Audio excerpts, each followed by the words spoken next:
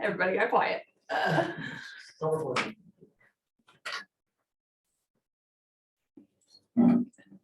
Stay up here. Okay, and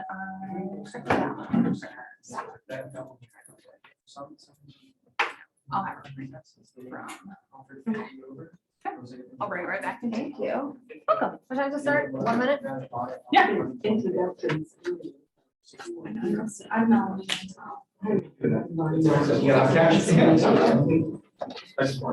Our brothers for like 8 months in my house.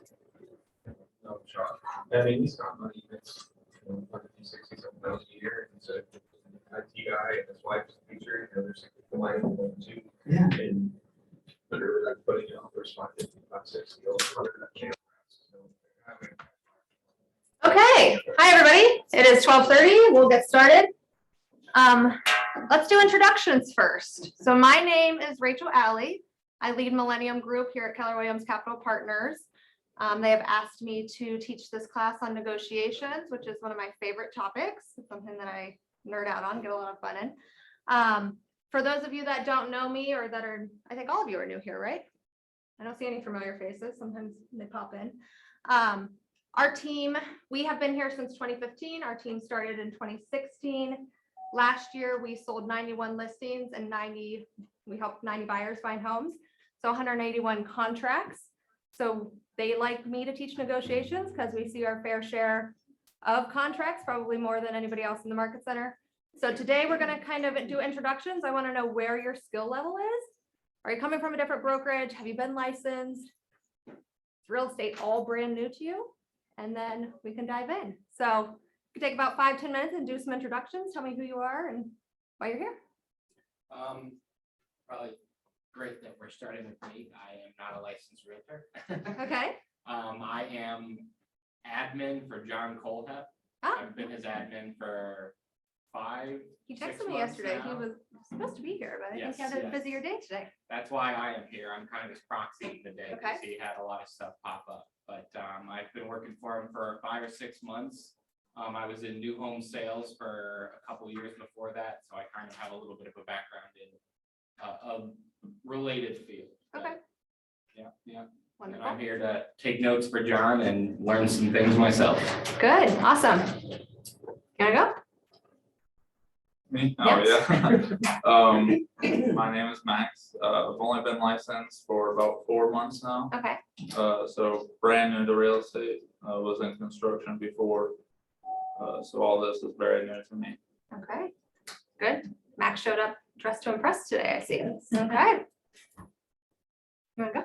I'm Bonnie Bozart Roberts, and I've had my license now for less than 2 months, but I had a career before this in commercial real estate. Okay. So I bought and sold properties there, and now I'm making the transition. So this is all new to me. Okay. What brought you to residential from commercial? Not a lot of opportunities in commercial for someone my age Okay. and with my background. Okay. I have a pretty generalized background, and it's just hard to find a position, and I thought. Couldn't well, get I'm into gonna the do boys something club, different. huh? Oh, I lived with that for 30 years. Yes. Okay. I'm Terry Mall. I've actually had my license for 10 years. I was with David Baker, Baker Realty Group. Through last fall, David decided to downsize and is getting ready to retire, so I respected that. So I was a stay-at-home mom. Really, over those 10 years, I kind of just did it for a friend. Yep. Life was just busy, 3 kids, husband that travels. It really was probably not the right time for me to jump into this world. I have 2 in college now, and my youngest is going to graduate in May. Okay. So it was just a sit back and pray and, reflect. Is it time to do something, maybe jump into this the way that I originally anticipated doing it? So I did. My official date here was like September, October. Okay. And I recently joined the equity group with Taylor Coleman and Yep. Brian Count. Taylor was my daughter's volleyball coach Okay. way back when, so we've always kept in touch. So Awesome. I'm happy to be here. I'm loving being part of this culture, so. Awesome. Love that. I'm Melanie Mantel. I am not licensed yet, but I Okay. should be in a few short weeks. Will be. I studied real estate in undergrad at Ohio State. Okay. And I had some intern experience with a commercial appraiser and some commercial property management and brokerage.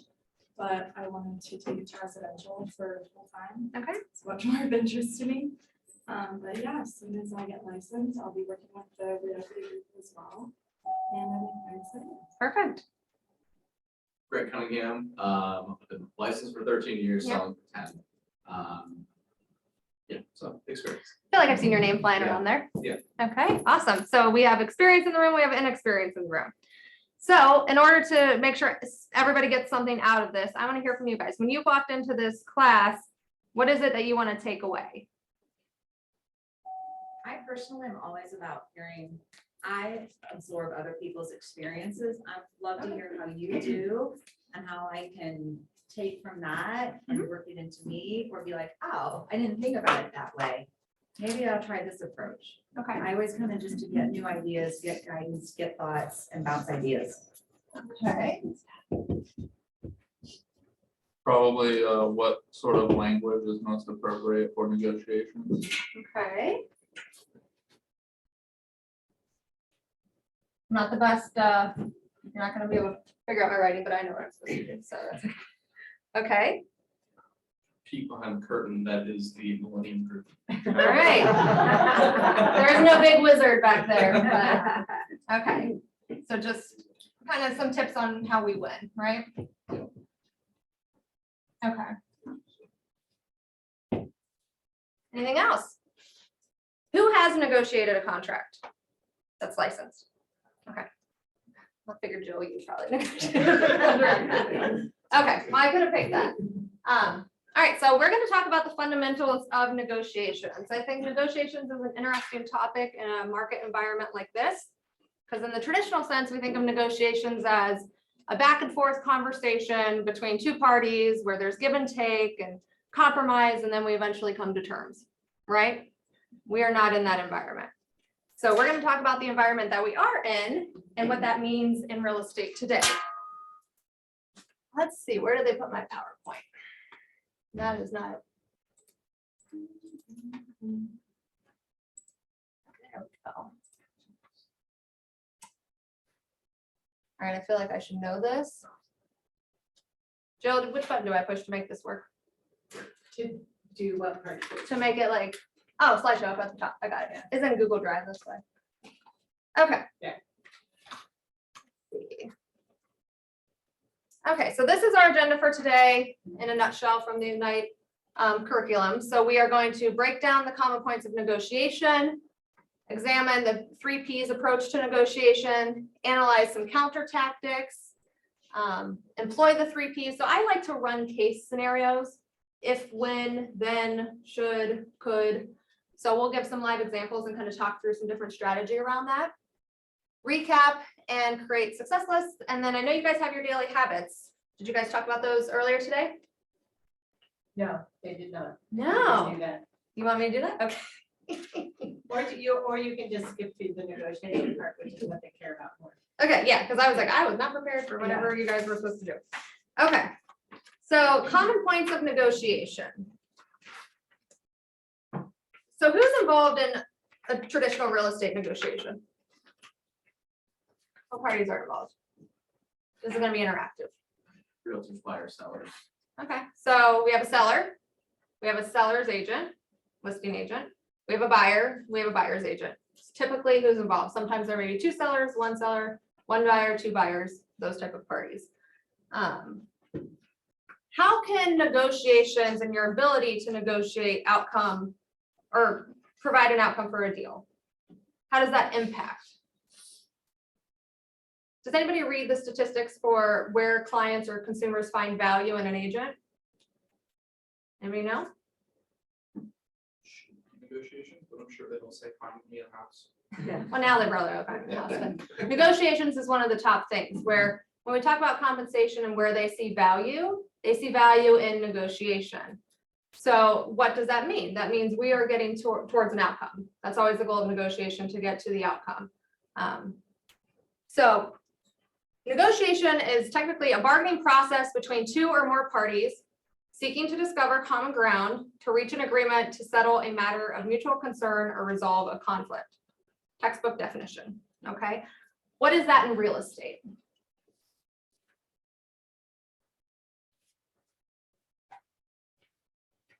How much money will you give me? Yeah. Come to a price agreement. Right. So, and I think it's defined differently. When we talk about negotiations in real estate, they're defined differently now. Negotiations in real estate, if you're on the seller side, what is a negotiation? What is a positive outcome for a seller? Most amount of money. Highest and best. Highest and best, most amount of money, with the goal of getting into contract, not just into contract, but into contract with the least amount of contingencies, correct? Because that bulletproofs the transaction to getting to closing, which is the ultimate goal, and closing for the highest net proceeds. As a buyer, what is important to them in negotiations in today's environment? Get a house. Yeah, in this market, yes. Without overpaying. Well, you're going to overpay, it's just how much, right? And what that situation is going to look like. So I think for a buyer in this market, negotiation to them isn't really traditionally what we think about as a compromise, or I'm going to offer asking or getting more money off. To them, negotiation power is getting the house, being the contract that wins, being the buyer they choose. So you kind of have to frame your mind differently. Traditionally, I think you have a buyer and you have a seller and you have the agents on opposite sides, and your position is to defend the position of your client. And usually that is revolved around money, saving the buyer money, getting the seller more money. And in this environment, it kind of turns everything up on its head. And the goal for the buyer is to get the house. What contingencies do they need to remove? What do we need to discuss? What is their ability? What tools can we use to help them succeed in getting their contract accepted? Those are negotiation skills for an agent today on that side. And then on the seller side, negotiation skills for a seller's agent are not just getting the highest price or the highest offer, but how are you securing that contract so that you have the least probability of falling out? Because we know a fallout will cost the seller money. So have we vetted the buyer? Have we vetted the contract? Have we verified funds? Have we done our due diligence as a seller's agent when it comes to working through all the details of that contract? So I need to think about negotiations in a little bit of a different sense than what we have all been raised on what a negotiation is. We've all negotiated with our siblings, our parents, or we're always negotiating about something. So I want you to think about that differently. Okay. What are some ways that you negotiate in your everyday life? Bargaining. Sure, there's candy or goodies involved in that. Any other examples? Deciding which roommates get a parking spot and which have to park on the street. Okay, good, good. With our spouses. Who's doing the laundry? That's always the bargain. That's always the negotiation in my house. So we know- Scheduling appointments in general, trying to find, your time works, my time works, what works together. Yeah, yeah. So we negotiate all day, every day. We're always maneuvering, making compromises, creating a win-win situation. I'll do it this time, you'll do it next time, every day. So this is just applying kind of that skill set that we've built throughout our life to the practice of real estate.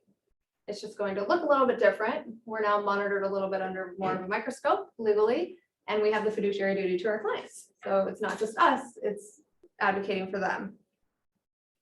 Okay, what are great skills negotiators possess in your opinion? Communication skills. Okay. Communication, that's huge. What else? Listening. Listening skills.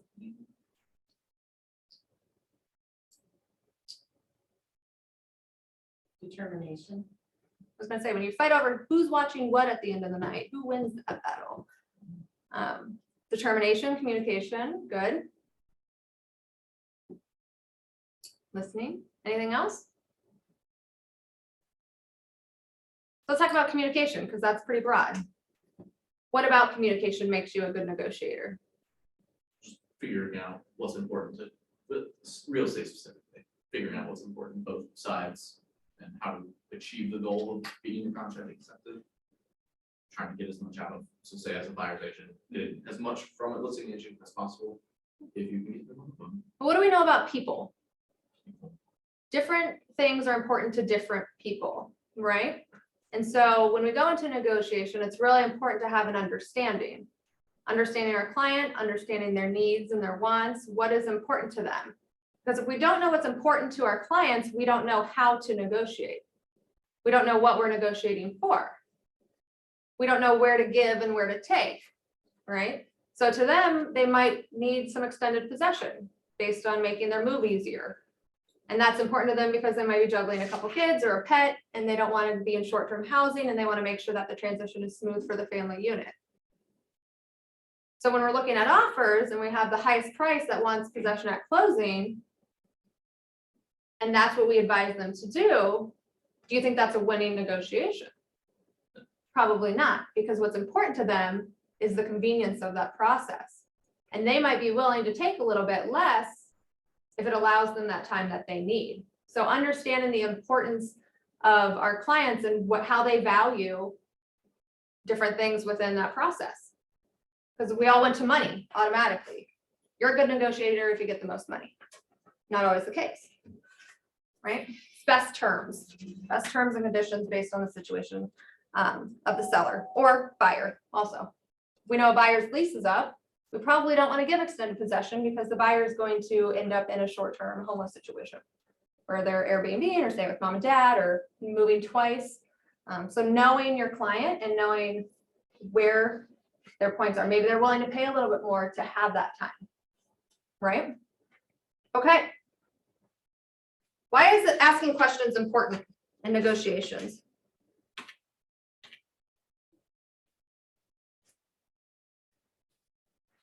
So that you can be better informed. Right. Get information, right? Be better informed. So typically when you say, okay, I showed a buyer a house, they love it. Offers are due tomorrow at noon. What's the first thing that you do? You call the listing agent, right? You say, hey, listing agent, what's important to your seller? So that you know when you talk to your client, how to strategize and navigate the conversation with them in order to best position them to get a winning offer. If you just take it at face value, and believe it or not, we get a lot of offers that come in without any communication. They have no idea what's important to our seller client. And they could have great terms and conditions, but without that communication, you just don't know. And so asking questions, because you don't know how to structure your offer if you don't know what's going to be important. So what are some questions you might ask a listing agent, for example? Are you able to tell me what your best offer is? You can ask that. What's your highest offer? How many other offers are there? How many offers are there? What else is important?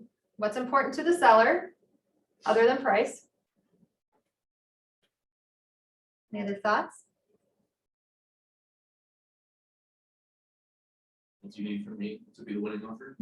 Yeah, ask them how to win. That's a great one. Let's get to the point. Also, do they need possession after closing? Are they able to give possession at closing? Is there anything that's important to them that we should be aware of? Maybe they have grandma's chandelier hanging in the front entryway that they want to take with them. Should that be an exclusion? Do you think it would be considerate if you knew that information, you put that in an offer? Okay. Any other thoughts? General thoughts on that? What would a listing agent ask a buyer agent about their client? Financially secure, are they? Dive deeper on that. Do they have funds to cover appraisal gap? Yeah, do they have funds to cover appraisal gap? Where is the money coming from? Has their credit and income been verified?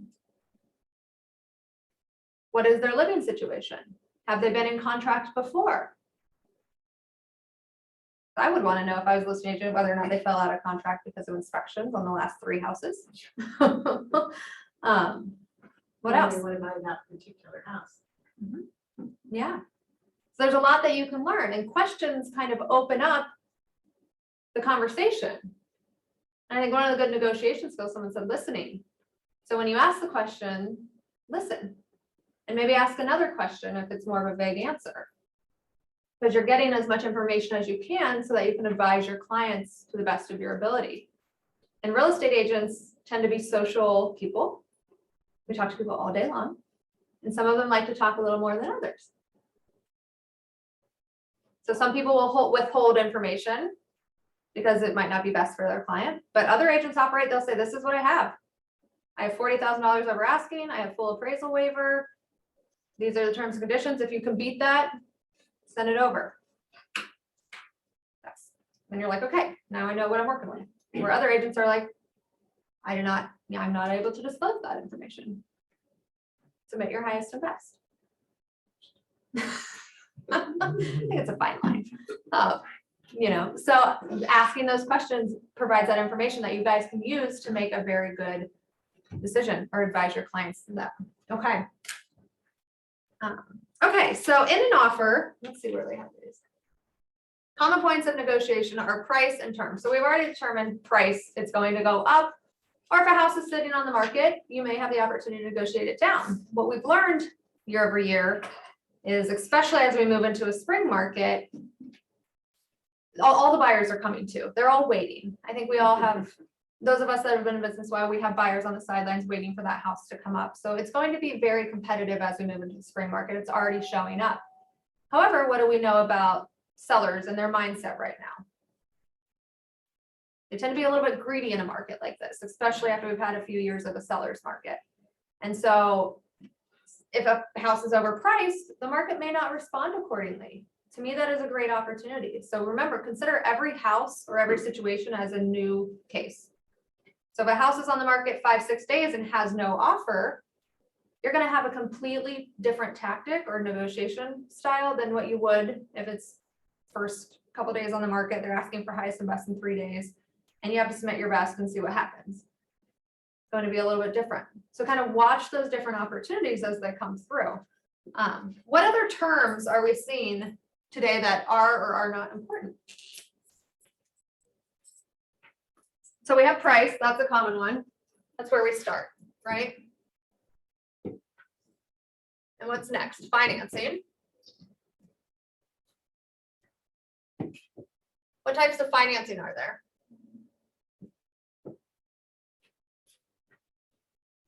Conventional or government sponsored in some way. So we have conventional, FHA, VA. I haven't seen USDA in a long time, but I know it exists. What else is there? We have a jumbo loan, depending on what price point we're in. If we were starting to push, I think it was like 667 was the jumbo loan value, or 664. So there's all kinds of different financing, and different financing has different requirements of how it can perform in a contract. So what do we know about conventional financing? Is an appraisal required?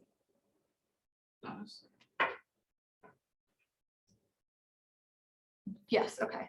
But for the sake of the class, is an appraisal required? Yes. Yes, okay. What is the difference between an FHA appraisal, a VA appraisal, and a conventional appraisal? All right, conventional, we have the appraisal. They're going in, they're checking value. They're saying, okay, is the house worth what the clients are willing to pay for it? That's the bank's way of doing their due diligence to make sure they're not over lending. VA, typically it's a 0% down. They will also have a valuation. The first intention of the appraisal is the value, checking the value. So that's going to be the same across the board. VA has an additional requirement. They require the seller to pay for a termite inspection. Is that always the case? Can a buyer pay for the termite inspection?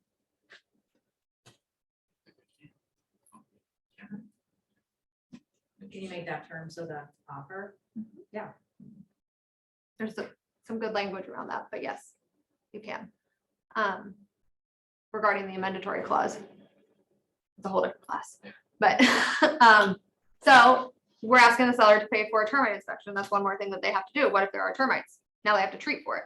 Now we're probably in $100, $150 inspection, and anywhere from a $500 treatment to repairing boards, replacing things. So that can be a cost, right? And if you're comparing different financing options, and I'm looking at conventional or VA, which way would you go? Which way would you advise your client in a multiple offer situation? Okay, conventional. I mean, you have to be honest about it. Right. Truly. So, and it's all circumstantial too, because there's things that a VA offer could do that could make theirs right through that. But these are just some of the basic things and difference in financing. What about FHA? So FHA appraisal, there's also going to be a condition appraisal as part of that process. And so FHA, they will flag anything that's health or safety related that will impact the property. And then they'll require those items to be repaired prior to being able to close. And it typically also requires a reinspection, which is an additional cost. When I started, we were able to negotiate FHA offers. We were able to negotiate that the seller make all those repairs and that they pay for the reinspection fee. Those things don't exist right now. So things that show up on FHA, missing handrails, open junction boxes, electrical wires, things like that, peeling or chipping paint, a lot of peeling and chipping paint. Sometimes they'll ask for a foundation to just have a structural inspection, even though the buyer was satisfied with their own inspections, just for verification for the bank. So again, they work for the bank, they're ensuring the bank's interest in providing that mortgage. So those are 3 different types of financing that can become a factor in our terms and conditions. What's next? Huh? Cash. Yeah, cash. We like cash. Cash is easy, but not always the best offer. So some people think just because you have a cash offer on the table, that their conventional offer will not get accepted. Old school cash buyers typically say, well, this is what I'm offering in cash. They'll take it lower because it's better. If we have a $20,000 spread between the highest cash offer and the conventional offer, with the conventional offer being higher, typically, would the seller want to take that risk to get $20,000 more if they're willing to cover an appraisal deficiency? Maybe, maybe not. Depends on their motivation, right? Depends on if they want to be out in 2 weeks. Depends on what time, with times of the essence to them, or whatever other factors, if they just feel more secure in it. So these are all things to consider. Okay. What's after financing? 1, 2, 3, 4. I'll get to inspections. What's 4? Pictures. Yeah, you're right. 3 is inspections. Okay, 1, 2, 3. So inspections. So does the offer have the right to the buyers to inspect, or does it not? Those are terms. Remedy.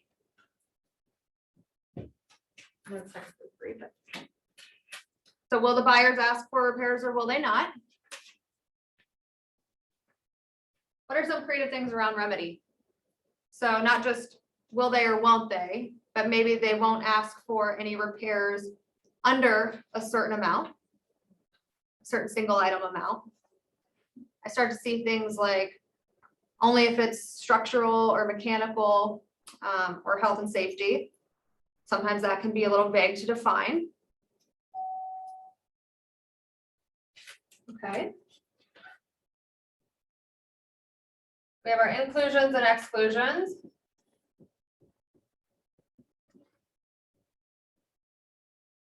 So what stays and what goes? What are typical things that will stay with the house?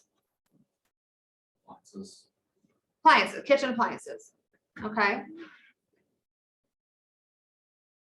Light fixtures, bathroom mirrors, sheds, if you ask for it, if it's not on a permanent foundation. I've had a shed walk away.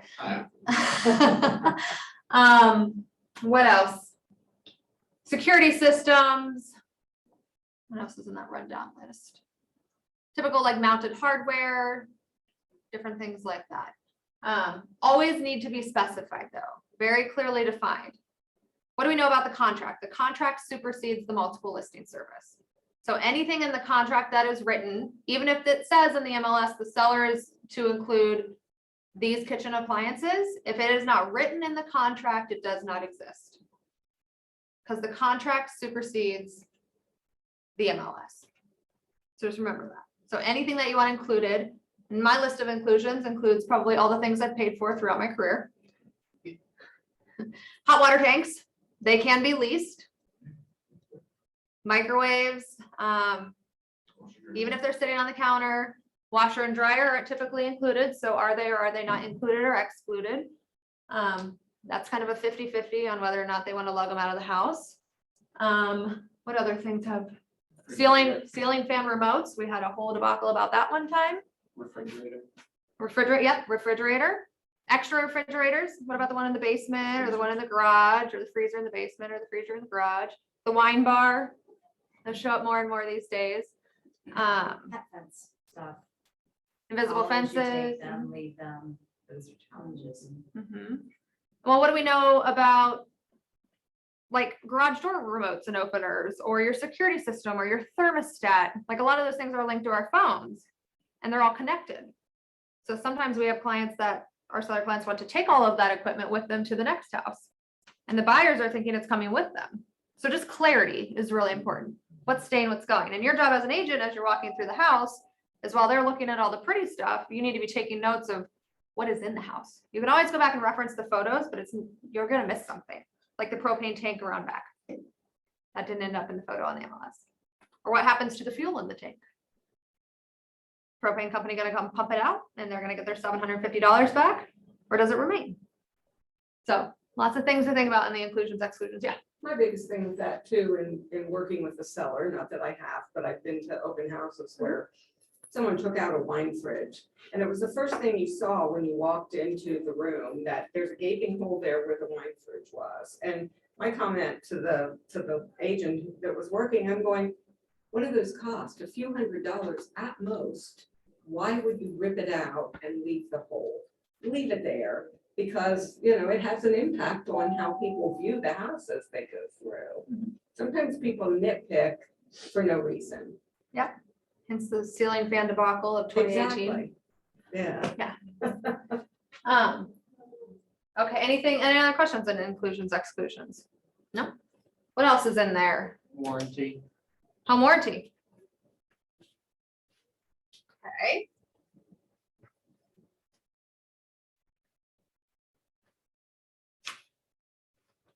What do we know about a home warranty? If the seller offers one in the MLS, but it is not in your contract, it is not applicable. If you put a price in there, but you did not put a company in a plan, it is not applicable. We were able to teach an agent last year a good lesson on that. I knew it was coming. It was a learning opportunity for her. I knew it would show up later. It didn't cost a lot, so she got to learn. But she put a price in there. She didn't put a plan. And I knew it would come up before closing when we reviewed the settlement statement, and it wasn't on there. The seller wasn't paying for it. And our question was like, where's the home warranty? And I said, well, the contract states if there's no plan, it's not applicable. So she got to buy the warranty for her clients. So home warranty, will you or will you not ask for it? I think the biggest thing on this, to be a good agent, a lot of times we're seeing this be removed from contracts because it's one more thing we're asking the seller to do for us in a seller's market. You still have to offer the opportunity to your buyer as a good agent. They need to know that they have the right to buy one, even if the seller is not paying for it. Okay. What do we have after home inspection? I believe there's appraisal somewhere in there. This is when I lose you guys under the table.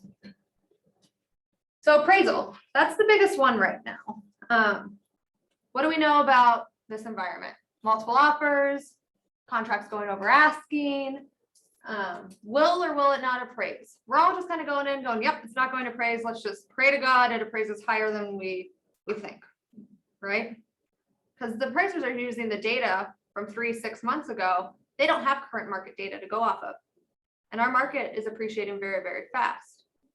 I was at a listing appointment yesterday. The neighborhood appreciated 15.75% in the last 12 months as far as median value.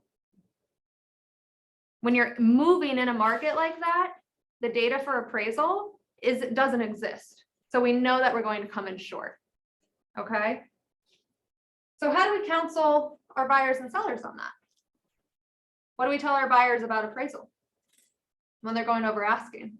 Because I think right now the expectation is, if you're going above asking, you better come with appraisal. Because just the pie in the sky, hopeful, wishful thinking of will it or won't it, that doesn't exist anymore. We're asking for it to be verified. And it might not be all of it. So here's an example. Say we have a house at 250. We're in contract or our offer is 275. what are some different things that we can do to provide appraisal gap coverage? What are our options? If they have the money, cover every dollar over list. Mhm. in appraisal gap. Cover the gap. If they can. So let's talk about how different agents are wording this, right? So the lender, if you're putting about 20% down, they can run the address and they can do an appraisal waiver, which states, for our loan process, we don't have to do an appraisal on this property. Typically, your buyers will have to be in a favorable equity position for that to be a viable option. If they're putting 5% down or 10% down, it's usually not. I have yet to see it. So I won't say usually. I got it. You did? On our person, yeah, I sold our personal home. There was nothing, like way over list, no appraisal, no inspection, in contract, saw you 6 weeks later to post. That was it. Was it a lender provided appraisal waiver or was it the buyers waiving the appraisal? So there's two different things. It was lender provided, Lender provided appraisal waiver. yeah. And the Or- buyer was also a mortgage broker. Yeah. And so that helped a little bit. I'm sure they've been able with some things. Right. And then the buyer willing to just waive the appraisal contingency. So let's talk about that because that can be all or nothing, right? So when they're offering, they're fine saying, and in their brain, they're thinking 250 to 275, $25,000. I'm gonna waive the appraisal. What if it comes back at 240? What if we overprice the listing to begin with? Now we have a $35,000 spread. Did they anticipate that? Do they understand fully the risk of waiving an appraisal altogether? So just think of these things. Because that $25,000 that they went over asking is probably what they're prepared to cover. But if it's 40, can they handle that? And your job as an agent is to make sure you're having those conversations. Sometimes I think it's uncomfortable to talk to people about their money. And we usually defer to the lenders. Talk to your lender. We'll talk to them and they'll figure it out. You have to have these conversations in a market like this. That's what's going to make you a good agent. Okay, other things. So maybe we're willing to cover an appraisal gap up to $25,000. The only risk we have is $25,000. Doesn't mean that we're not going to renegotiate if it comes in lower or greater than that $25,000. But that's all you're obligating your clients to. And you know that they have the money. The lender said, we have the money for the down payment. We have the money for the closing costs. We also have the money for $25,000 gap if needed, right? Maybe they can't cover the whole gap. Maybe they want to offer $275. They're fine paying $275, but maybe they only have $15,000 that they can put in a gap. That's okay. That's going to be their highest and best. That's what they're financially able to do. Okay. Or they don't have any money. We have a lot of that too. Or the money's in the other house that we haven't sold yet. HELOCs are great for that. Where else can appraisal money come from? Not just savings, right? Gift, sometimes. Gifts from who? Immediate family members. Uncle George, 2 times removed, cannot give you the money. So immediate family members. A lot of buyers think their parents will give them a gift. And so they go into contract and say, oh, my parents are going to give me a gift. Then we find out, no, they're not. We've had a lot of that. The idea of promise money. It can come from your retirement. You can borrow from your retirement. You can do a home equity line of credit. You can borrow from your house. These are things that need to be planned. It's a proactive conversation. So taking the time to talk with your buyers about their situation. Who does a consultation? Have you guys done consultations? So we only do consultations as part of our group. You do a consultation, you're a client or you're not. That's how we work. So we always start with a consultation. And we take on clients, not customers, because it's what's the best use of our time. And we know that their intention is to buy a house.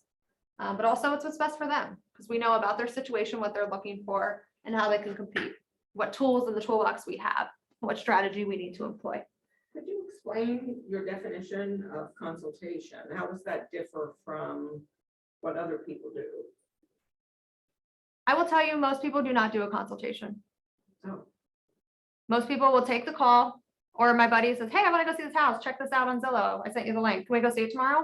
Sure, I'll go show you that. Oh, geez. And then you're in the house, and then they love the house. They're like, oh, great, let's write an offer. We have no idea what we're doing.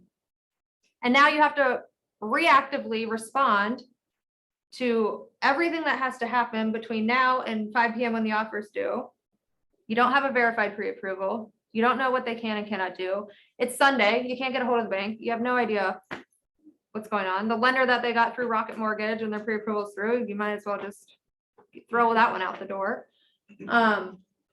Very opinionated, I guess. So that's a reactive approach to a buyer, right? And in this market, buyers are everywhere. What our responsibility is, at least with our team, and what we coach our agents on, is are you qualifying them? Can they buy a house? Is this the market for them? Do they have the ability? They all have the dream. Everybody wants to be a homeowner. Do they have the ability? And is it the best scenario for them? And we call them an A, B, or C buyer, and there's different criteria that hangs in our office for that. But how can they compete? Because we also know the market ebbs, right? We know come June, when vacation mode kicks in, everybody takes off and you're in between schools and the kids are home now and they weren't and it's crazy. There's an ebb of the market. Do those B or C buyers have a shot in September? And everybody goes back to school and we get back into that again. And now it's fall and interest rates went up 0.5% and everybody's going to wait. And is there an opportunity for that? Is that their time? Right? So no, very few do a consultation. Very few actually sign a client as a buyer. Did you do anything? Do you? Yeah. Did you always? Yeah, really from the beginning. Okay, good practice. Where'd you start your career? HER. Surprise. Yeah, That's good. More of the individual that was working. What? The team I was on. Oh, so they led with that expectation. Cool. I love that. So very few actually sign a client. That's the client versus customer. I've had my license now for 6 weeks and that's, really has been from day one Mhm. that you needed to have that consultation. Mhm. So that's why I was asking the question because I thought that was normal practice. No, it's not. And so as a listing agent, when we're getting 20 offers, one of the questions we ask is, did you have a consultation with your buyer? Why is that important to me? Mhm. I need to know how prepared they are for this process. Yeah. Because tomorrow morning when they wake up after we accepted their offer and they paid $40,000 over because they were emotionally a part of like the mix and just wanted to win. And now they're terrified of that commitment that they made. Are they going to back out? Or have they lost 4 times and they finally have arrived to the party and they can do it and they're excited about it and they're committed to it? What is their urgency? What is their motivation? These are things I want to know. Do they have a kid due in 3 months and we got to get the family moved in, right? Because they're in a 1-bedroom apartment in Victorian Village. These are things that we want to know. These are things that make negotiations work. And when you're talking with your clients, you have a little bit of a history. Like, this is why they're motivated. This is how they're going to perform. This is their experience. Have they owned a home before? Why is that important? Because they've seen things broken. Usually if they've owned a home before. An inspection's probably not going to scare them as much. Or a first-time home buyer with like a missing faceplate cover might freak out. Or like a disconnected downspout. They're going to freak out because they think the basement's going to flood. It may never have. So these are things that we want to know in that negotiation piece. All right, any other hot ticket items here? I think we kind of ran the gamut of most things. Closing costs. That's one that's not in the contract, but shows up. It's not a standard. Let's see. How quickly you can close. Right. Oh, yeah, thank you. Yeah, closing in possession. Closing possession. Okay. All right. Closing costs. Who pays closing costs? If there's nothing else in the contract, who pays closing costs? The seller. Buyer. The buyer. The buyer's going to pay their own closing costs. Well, I guess let's ask this. What are closing costs? Let's rewind that a little bit. Lender fees, Transfer fees. county transfer fees, Title. title. What else is in there? Discount points, appraisal fees, Inspection. I guess. inspection technically. Yeah, it can be considered a closing cost. It's an our clause. So buyer pays for lender fees, discount points, any fees associated with lender, appraisal fee. things like that. There also are their own set of title fees. Here in Central Ohio, the seller pays for title insurance. They pay for the prorated taxes, real estate commissions, traditionally is on the seller side. What else do they pay for? Title transfer, yeah, we talked about that, closing fees on the seller side. So a couple tactics. Do you think your buyer's offer is going to get accepted if we're in a multiple offer situation and they've asked for closing costs? Right. Anytime we're asking the seller to do something for our buyer client, we're weakening an offer. Anytime we're offering to do something for a seller, we're strengthening an offer in this environment. So what are some of the things that we can offer to do for a seller regarding closing costs? Right, pay some of them. Maybe we'll pay for title insurance. Maybe, here's one that I see, what? Pay your agent. Pay your agent. That's a whole different. Wow. Oh, yeah, I'll get into a whole rant if I go there. So closing costs, yeah. And what we're seeing sometimes is, okay, we'll pay $25,000 and an appraisal gap coverage. If it doesn't, if we don't utilize that money, or there's an overage of that $25,000. So say, for example, it comes back deficient, but we only need $15,000 of that $25,000. The buyers will give that $10,000 towards the seller's closing costs. So they're guaranteeing the $25,000 incentive. So we're seeing that. That's actually started showing up, I think, last couple months. Or just offering a credit towards closing costs. So we know it's not going to appraise. We're limited on what we can do. We don't feel comfortable just covering the full gap because there's no way it's going to happen. So maybe it's a combination. We're willing to offer $15,000 of appraisal gap coverage. We're willing to offer $10,000 towards the seller's closing costs, which include things like title insurance, real estate commissions, transfer fees, whatever we put in there. That's tactic. Okay. Closing and possession. So closing can be date and time of closing and funding, or it can be extended closing or extended possession after closing for the seller. Maybe they want to stay in their home for 30 more days. How long can a seller stay in their home without it being mortgage fraud? If it's an owner occupant? 60 days, right? So know your timelines. We had an offer probably about 5 months ago, and the agent put in 90-day seller possession after closing. I knew it was only going to be 60 days. I told the seller, we're probably only gonna get 60, but I'm gonna keep it in the contract. I'm gonna let the lender catch it. They caught it, underwriting caught it. So it wasn't a surprise when I told the seller, it's only gonna be 60 days. They're like, oh, that's okay. We thought I might skate through. So knowing those timelines as well. And these are things that come with experience in doing it. So don't feel overwhelmed. Okay, so those are some negotiation tactics or some negotiation issues. Can you guys see straight? Yeah. Any thoughts or questions? If somebody needs to stay longer than 60 days, what can you do? They can go rent. They can't rent that house? No, because it's an owner occupant loan, Okay, okay. right? It's not an investment. They got a 5% down conventional loan because they're gonna live in that house. Yeah. If they were gonna do 90 days, now it's an investment because it's a rental. Right. And they have a tenant. Okay. Okay. Okay. Let's see what they have us on here. Okay. 3 P's approach. So prepare. So know your goal, know your client. We talked about that.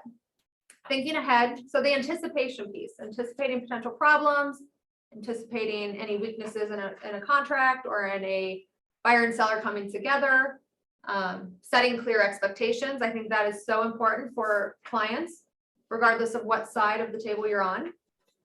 For example, we had a seller, we accepted an offer. This was about 2-3 weeks ago. Accepted an FHA offer, as is. What do I know about as is? Sounds good, right? Sounds good in the beginning. Buyer's willing to take it as is.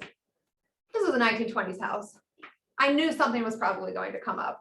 And knowing it's an FHA buyer, I anticipated something was going to come up. So after inspection, I get the call. they're like, hey, sorry, I'm like pregnant, such too, so we're going to sit. They're like, hey, there's old lead pipes and for the plumbing. Well, yeah, it's a 1920s house. There's definitely lead pipes. Yeah.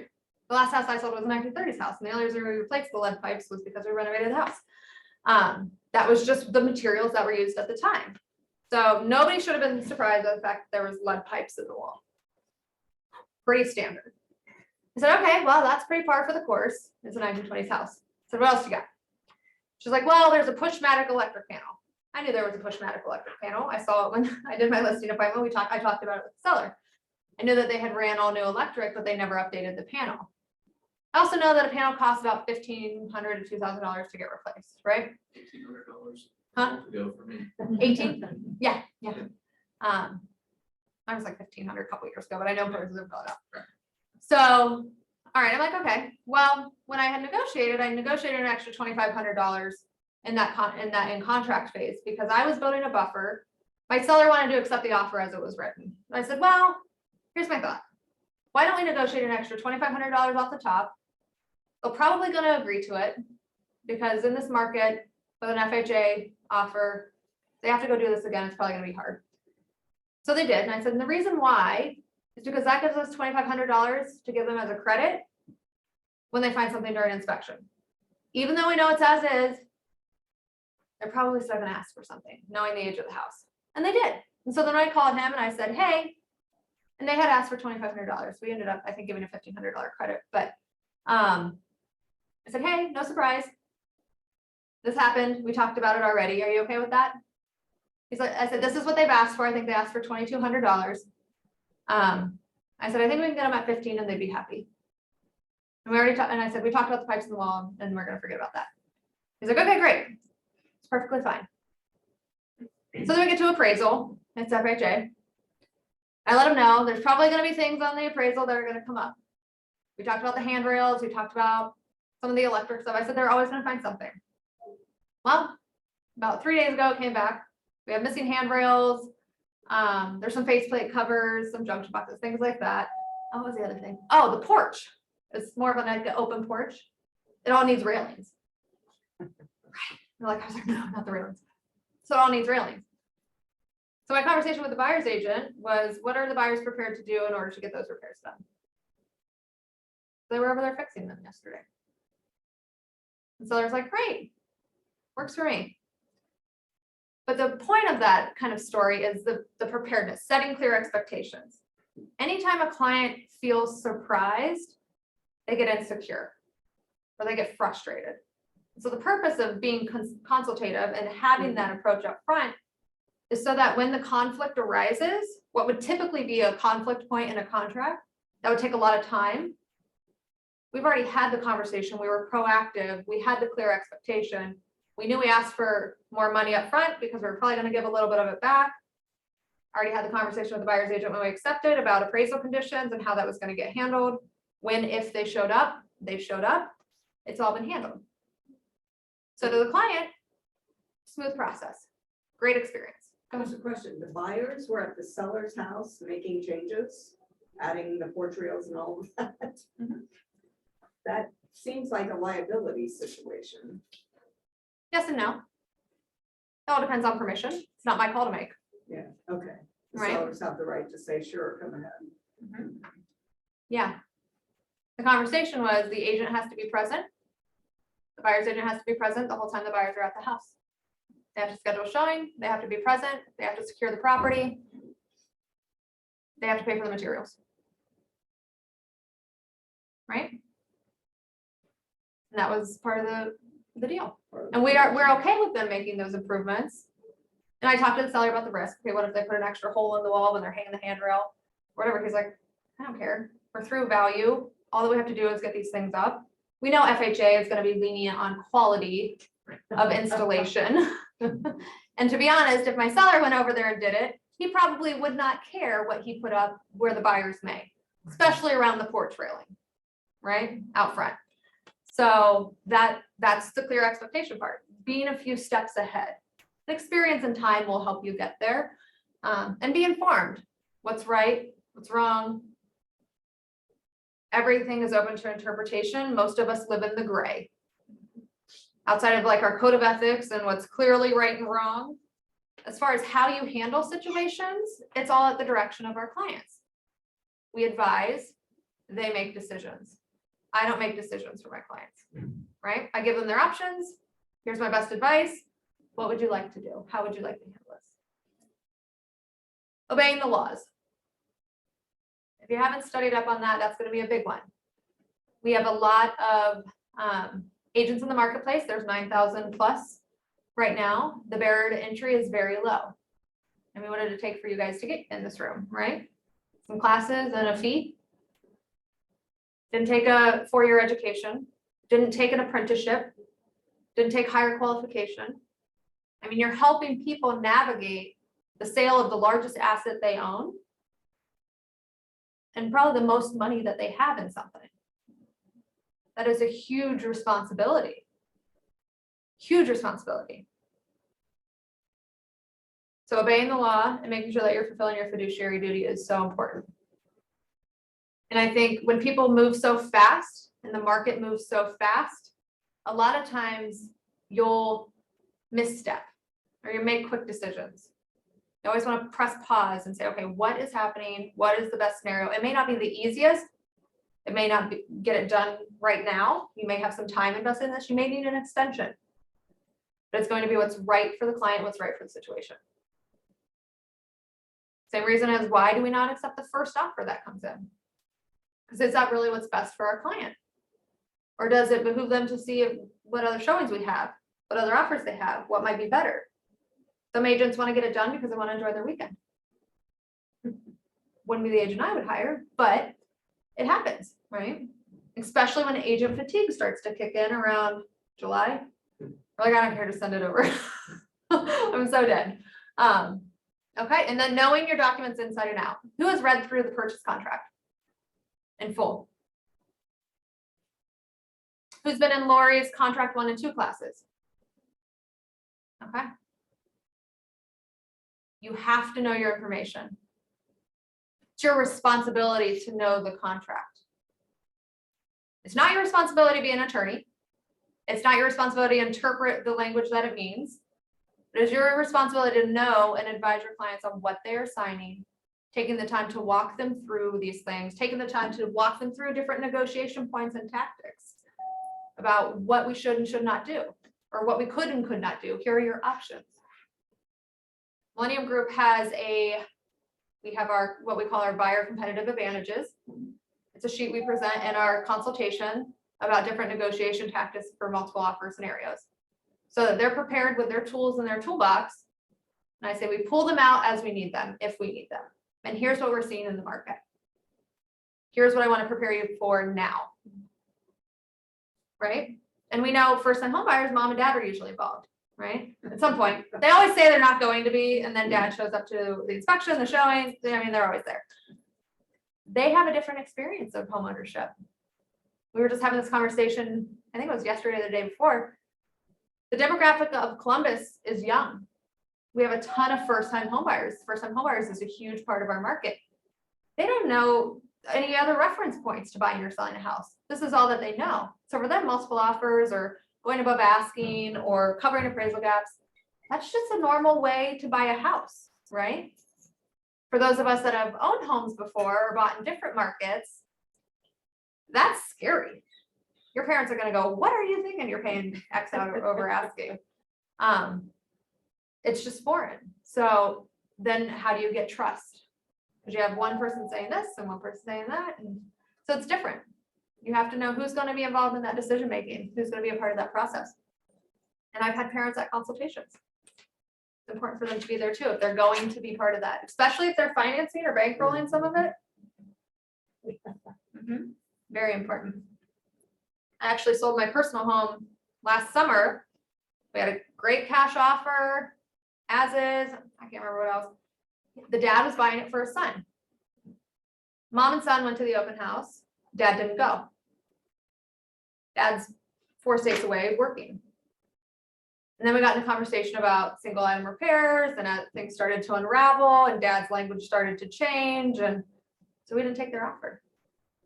And they were a great offer. I just leveraged it to get a higher offer, but because they're kind of removed, right? And so their story is going to be different, or their experience is going to be different. We're like, what do you mean we're paying over and we're taking it as is and we're not going to ask for this or we're not going to ask for that? It's different. Okay. Open-ended questions. What do we know about yes and no questions? Doesn't really give us any information, right? Well, yes and no question. I say, are you in contract or am I going to this house and we're in contract? So asking open-ended questions and then just being quiet and listening so that they can give you the information or sometimes more information. Building rapport with another agent is so important. I think sometimes we think that we're at odds because we're at opposite sides between buyer and seller, but having good co-op relationships is what gets deals done and gets offers accepted. I know our team, a lot of our agents, because of our reputation and how we work, other agents like to work with us. So they're excited when they get an offer from us. We might not always be the best, but I had an agent get their offer accepted 2 days ago because I was in 10 under 40 with her and she knew how we worked. They're like, this is what you need to do to win. Great. And we did. That's awesome. So having those relationships, open-ended questions, no yes or no questions. Okay. Learning about your client. Never assume. I think sometimes we assume based on like some of our own personal biases as to what we think is best for someone or what we feel is best for someone or what we feel is important. It's different for everyone. So never assuming that what we think will work for them. Let them kind of lead that. Okay. And then prepare. So again, preparing, knowing what's important, clarifying, setting clear expectations. The more preparation you can do before you end up in a negotiation conversation, the better off it will be for everyone. And this will be easier. And sometimes it takes a few times for people to like figure out where they want to go with negotiations. They might have to miss out on a few houses till they really get enough motivation to be able to compete. Okay, and then present. So presenting offers. On the seller side, we present them side by side, typically in a comparison form. We always present all documents as packages attached, but highlighting the key points and based on our conversations with the clients, like here's some potential advice or things to maybe be aware of based on these points. And then we always get on the phone with them or virtually, or sometimes in person, depending on the age of my client, and if they want to make a trip to the office, to kind of walk them through it. This is so important that they understand the commitment that they're about to make. Because this is a legally binding contract, right? So making sure that you walk them through that, take the time, even before offers. Don't just assume terms and conditions. You have to have a conversation around every term, every condition to make sure that they are fully comfortable. They don't look at 14-page real estate contracts every day like we do. This is the first time they're doing this, or the first time in 6-7 years they're doing this. So taking that time is our responsibility to walk them through each term, each condition, and their options, no matter which side you're on. Now, most of our clients tend to be emotional. This is a big move. Life is changing. They have a lot riding on this. Like buyer fatigue will kick in when they've missed out a few times. It becomes very emotional. Our position is to make sure that we're staying as even-keeled and logical as possible. Empathy is great, but you don't have to jump into their frustration. You don't have to jump into their emotion. You don't have to absorb that. Just stay relatable and then keep them calm. Understanding is, I understand. Here's what I think we should do. Here's the problem solution.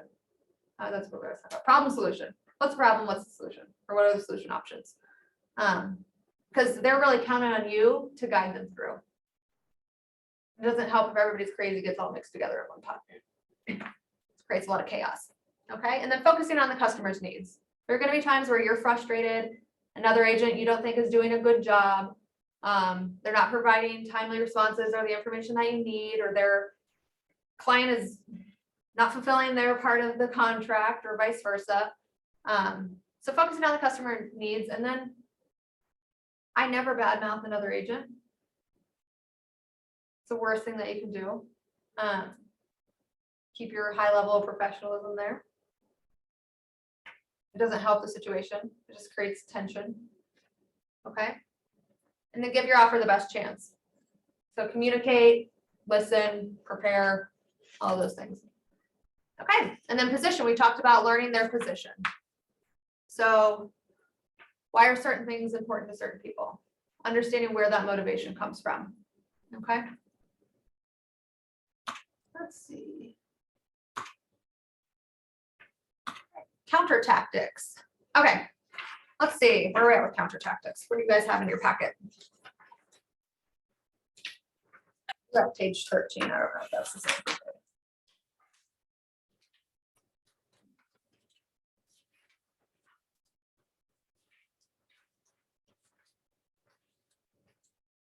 Okay. There's a counter tactic column. All right. Let's see what would be helpful. Let's just live role play it. So I want to run an offer scenario for you guys. How long do we have till 2? Okay. Are you guys learning anything? Is it helpful? Yeah. Okay. I want to make sure that you're getting something out of this because otherwise I would not feel good about it. Okay, so let's run some counter tactics. So for example, price. Are there any counter tactics in price? Here, let's do this differently. We're gonna do a scenario. Where's a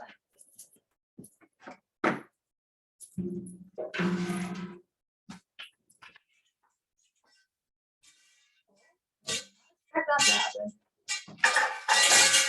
Okay.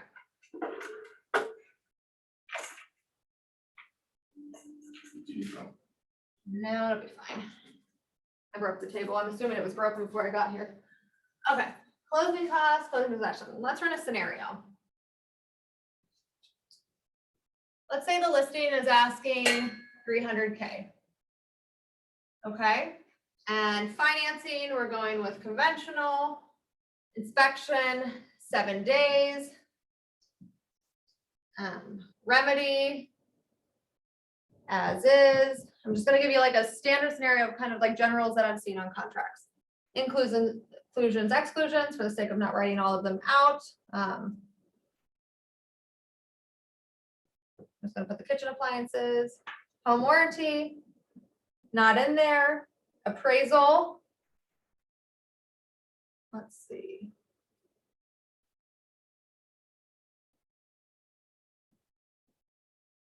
Okay. Let's see, appraisal, 15K. Closing costs. Let's see, closing possession. Closing funding. Okay.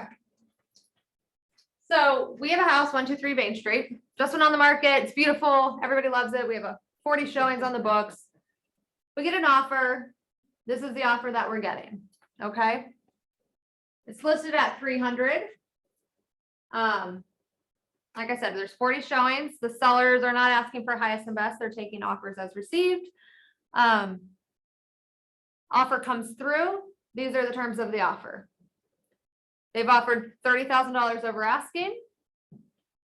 They're offering conventional financing. Standard 7-day inspection period, but they're willing to take the property in current condition.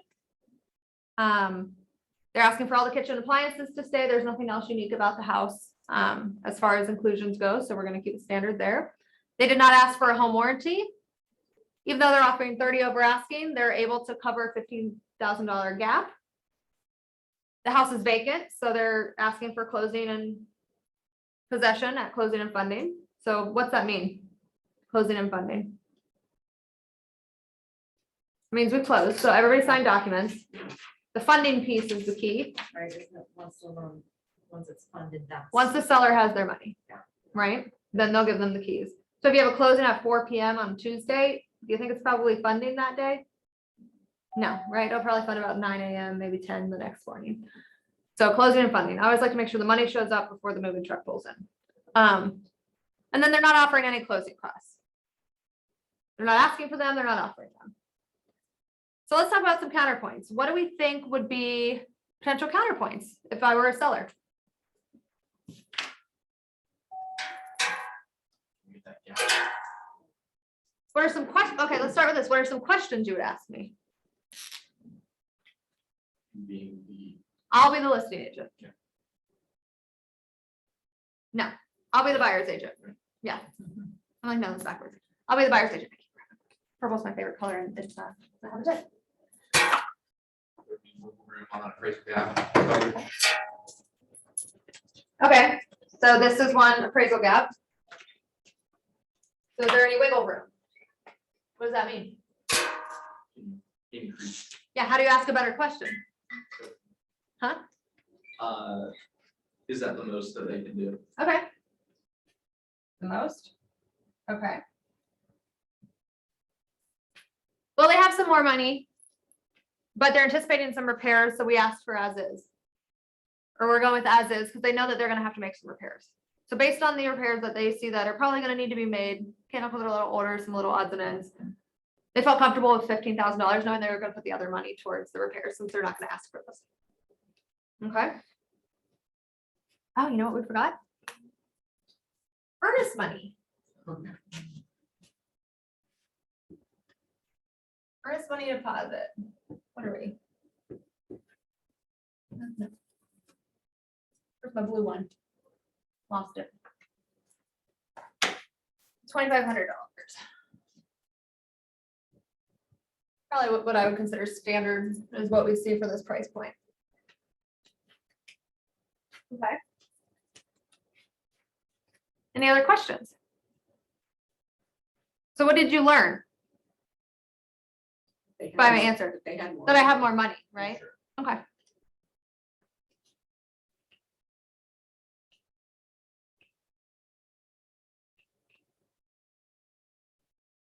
On the surface of it, it looks like it's, okay, when can we close?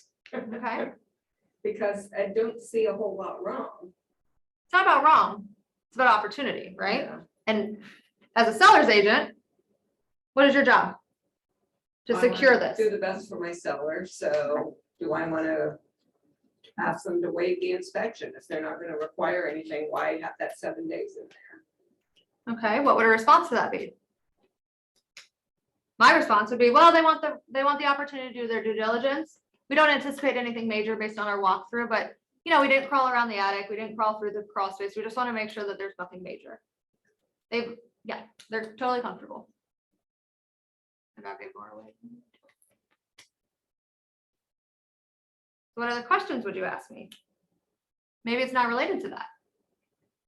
What are some of the things we talked about earlier? If have they had issues in the past? I mean, is that the kind of thing you wanna know? Frame a better question. With regards for the inspection, why are they concerned? If they said they're not concerned, why do they wanna do the inspection? Well, my clients are inspectors and I can advise them not to get an inspection. Off the top, what did you like about the house? What is it about the house that made you want to put this?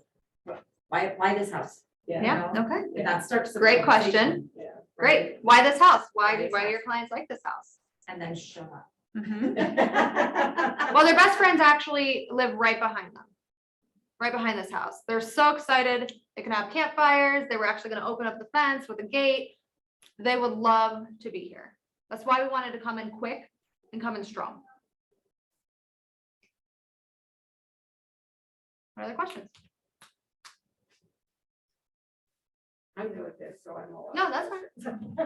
What do you guys think? We talked about a lot of this. Bringing it back up. So when you find out something like that, when it's not just like the physical aspects of the house, but there's something else that makes them really want it, what do you think is the listing that you can probably to offer higher? So what did I tell you? I'm emotionally invested Yeah, and I have money. and I have more money than I said I did. Yeah. So what do you already know? Okay. Where you said, oh, great offer, face value. Mhm. That's where negotiations skill. Okay, what else? What other questions would you ask me? More earnest money.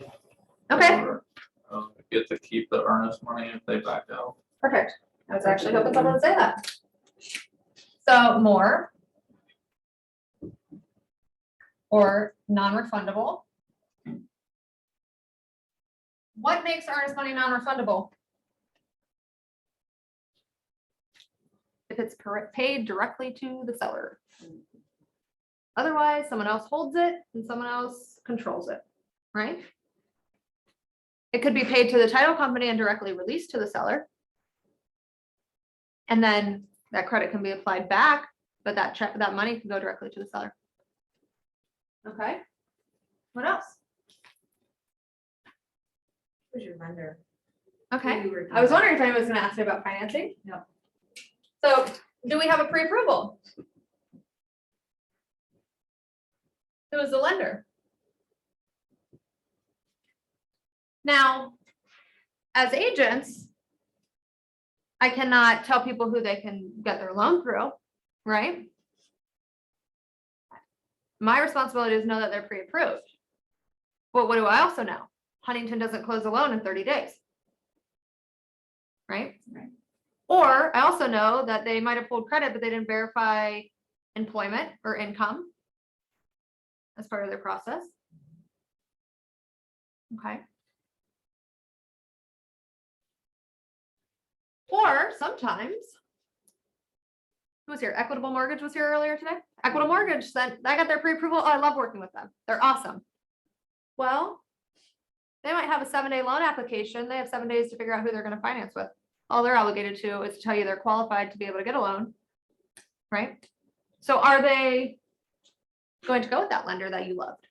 And that's one of the reasons that you advise your clients to pick that offer, because you know how that lender works. You know that they've verified all these things. They've already underwritten the client. But Huntington offered them a 0.25% less in interest and they took it. Right? So there's ways that you can ensure that they go with the lender that they submitted with the pre-approval. Or a local lender. There's a local lender clause that I like, if it's someone that's not here. But we do know, like Huntington Chase, they all have offices here. Okay. What about appraisal? So, funds. What is a proof of funds? Bank statement showing available funds. How do I know it's not the down payment? How do I know it's not the closing cost? Lender letter stating they have additional funds above and beyond their closing costs, their down payment, any lender fees to pay for the $15,000 appraisal gap. Right? Would wouldn't that just be a given that you would expect that you're going to get that lender letter? I would love for that to be given. Okay. I will tell you it's not. Okay. I get screenshots of banks Bank thing statement. with no name, no date, just some money. I don't know who it belongs to. Right? I'm like, that doesn't qualify for me. But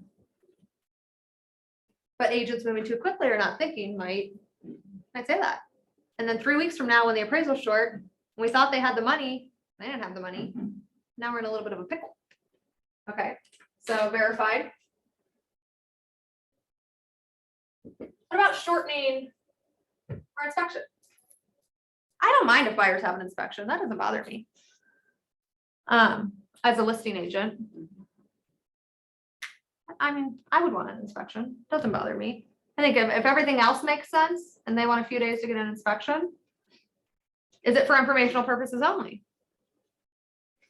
Have they waived their right to terminate because of inspection, but they can still have one so that they know what they've gotten themselves into?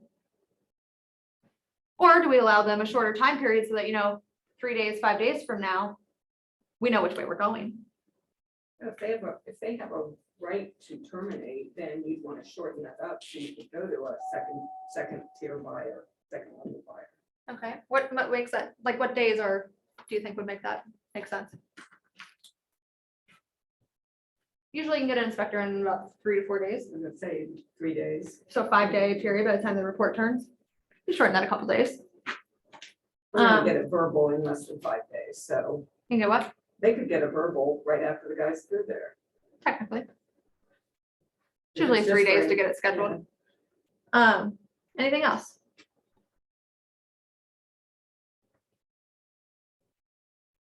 want to ask them to pay closing costs.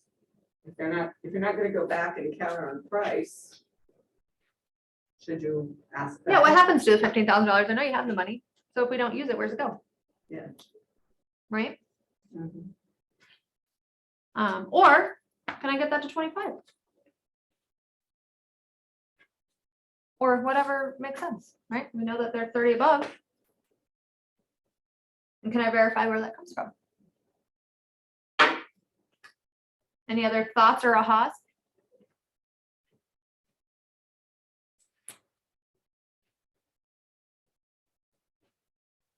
Most of your time as an agent should be spent in contracts and negotiations. When you think about, okay, how long does it take to show a house? 30 minutes? How long does it take to write an offer? You could probably fill in the blanks in about 20, 30 minutes when you get good at it. How long does it take to communicate and negotiate an offer? Can be hours, right? Yeah. Between having the conversation with your client, relaying information to the other agent, them having a conversation with their client, bringing all parties together, it can take a lot of time. Yeah. Okay. So there's a lot to think about rather than just what we see at face value. Different tools and tactics that you can use. Okay, let's see.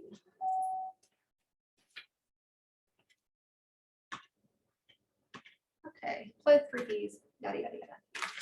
Okay, so I want to give you guys an opportunity to just do some Q&A. What questions do you have for me? I hope we got some live experience. We talked a little bit about language and how we utilize language, how we ask open-ended questions. Any other takeaways from language? No? Okay. I think sometimes this comes from just being a mom, but truly the words that you choose to use, the words that come out of your mouth can have a huge impact on anything. You know what I'm saying? So I think it just transcends more than this, like how you respond to words. I think it all adds to the situation. So as far as skill building goes, if we're building skills, how many books are there on negotiation? How many books are there on language of negotiation? Knowing that this is where clients find you valuable, how much are you growing in this department? How much have you invested in building your skills? Right? Because I know we sell negotiation with every client. Yeah. Any books that you recommend? Any books? There's, what is that little black book called? It's called The Language of Negotiation. Aaliyah on my team, I just gifted it to her. Do you have my email? Let me give you my email. You email me and I'll give it to you. Okay.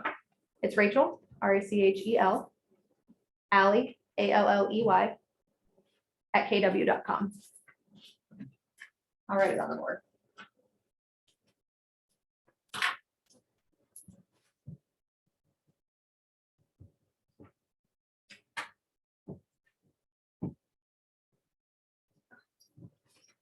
Then tips on success. Did anybody get any takeaways on tips on success? What were they? Have a consultation right up front. Have a consultation. Yep. Get the information.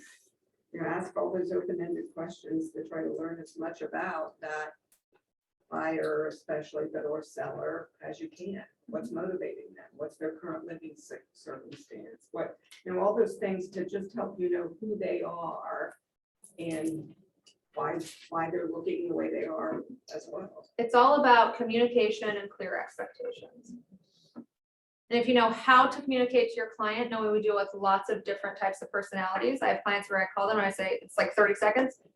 Here's the stitch. This is what we need done. Am I good? Okay. See you later. Then there's clients that need the whole explanation, and that's going to be a 30-minute conversation. So just knowing your client and knowing how they receive information, how they learn information. Part of our job is to teach them about the process that they're about to embark on with buying or selling a house as their advisor. Okay. Any other takeaways? Any Wizard of Oz questions? Yes? No, I just, do you always do your consultations in person? Yes. Or, I believe we did during COVID do more virtual. It's very hard to do a listing consultation when you're not at the house, yeah, right? that was more fire, I guess. Yeah, buyer consultation. Let's talk about it. How distracted are you when you're virtually learning? Super. Right, I don't pay attention. Yeah. Like I can zoom into something, I'm probably there 20 minutes out of 2 hours, because I'm doing other things. So, do you think the information is going to really be received?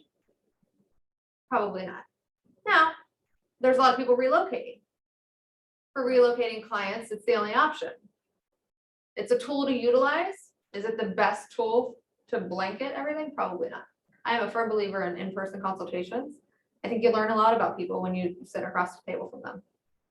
It's more than just the words that they say, it's how they react, how they respond. Are they apprehensive when you tell them what it's going to take to win a house in their $300,000 price point? And then you can say, is this the market for you? What is your motivation? Why is this important now? Would it be a better tactic for us to just wait until things cool off a little bit?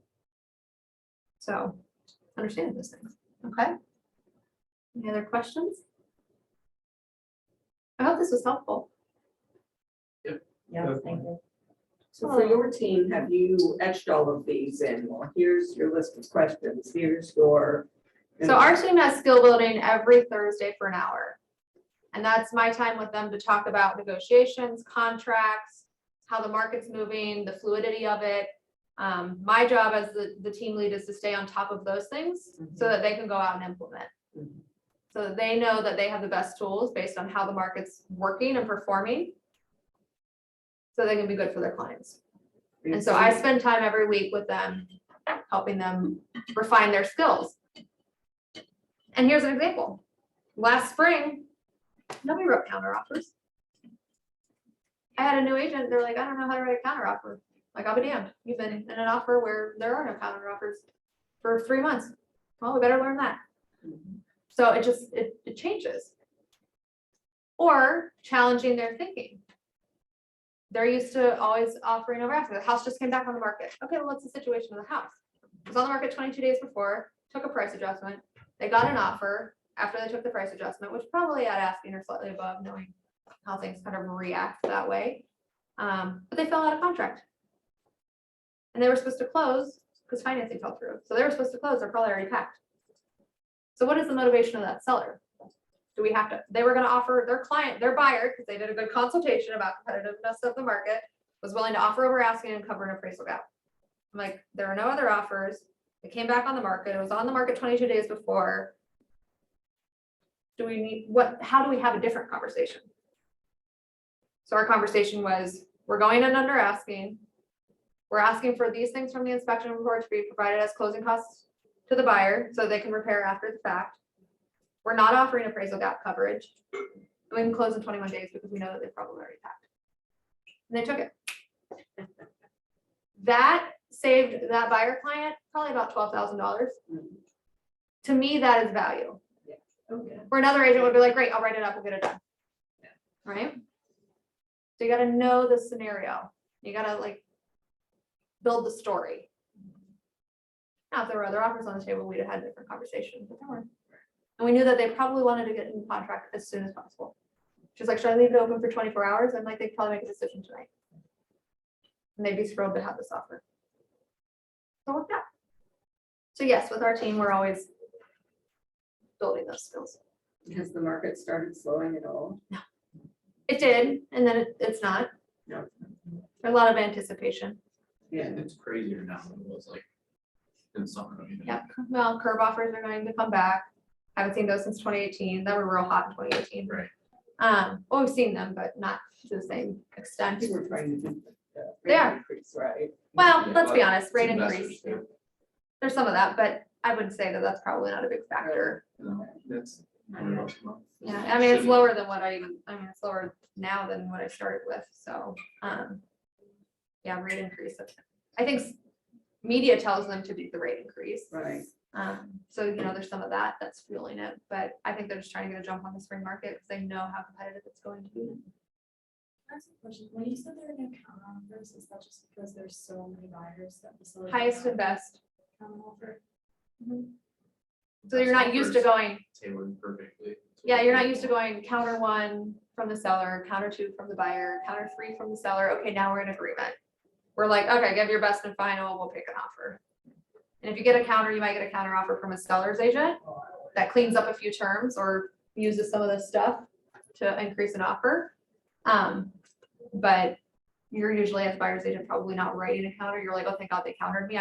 We're going to accept it. Like, thank God, yeah, you picked me, Right. you picked me to work with. Yeah. I don't want this to intimidate you, right? Because you're new agents. And older agents, or I shouldn't say older, seasoned agents that have been in the business a long time, they have 20 years of experience. You're probably gonna get a little belittled sometimes. The reality is they haven't been in this market either. We're all new here, right? So don't let that deter you. This is new for everybody. Okay? And this is an opportunity for you to just sharpen up on your skills, get a good mentor if you don't have one. Teams are great, I'm biased, but there's a lot that can be learned and learned through others with others that can expedite that process for you. That's like, as crazy as the market is, that's almost for me a positive because there's continuing conversation about, okay, I've got, what I'm saying? It's not traditional, it's not standard. You're like, okay, has anybody dealt with this? You know what I'm saying? So I feel like the conversation is just, not that it wasn't continual, but I feel like it's just more opportunities to have different conversations to bounce their ideas off each other. And this And market just keep center, the learning. culture of this market center is very supportive. We are here to help each other succeed. And I think that is imperative for success in a market like this. And if you haven't looked at the coming soon listing pipeline that the listing agents are posting in the market center, great opportunity. Under this roof. I mean, we do a ton of business. There are agents that do a ton of business here. So there's great opportunity and we sell that too. We have an off-market opportunity that was getting matched last night. We'll see if the contract comes through because of agents in this office and the relationships you build. So you got to show up, you got to be present, be around, learn from others, engage as much as you can, especially as you're new and you're navigating, tether to someone. Okay. Any other questions? How do you find someone to tether to? Again, show up, right? Ask for help. If you're on an island and an agent of one and nobody knows that you're here, it's hard to build relationships that way. Right? So, and there's lots of agents, lots of leaders. I mean, you have tons of Ignite teachers, Quick Start. Lori and Jill are great resources for any help that you guys need. Okay. I'm biased, but I think Lori's the best broker ever on the planet. So she's The fantastic. best I've had, for sure. Yeah. And never be afraid to ask for help. I think that's where a lot of mistakes are made. It's when you don't ask for help. I probably call her about 4 times a week because every scenario is a little funky. Even when you think you've seen it, you just want to make sure you're walking the right line. Right? Okay. Well, I hope this was helpful. Have you guys got some good takeaways? Yeah. I'm excited for you as you start your careers or restart your careers Right. and continue your careers. Yeah. All right. Thanks, guys. Thank you so much. Hey, yeah, good to see you. Good job. Good. Let me figure out how to stop it. I broke the table. I'm like, I'm like all over the place. I'm pretty sure it was broken before.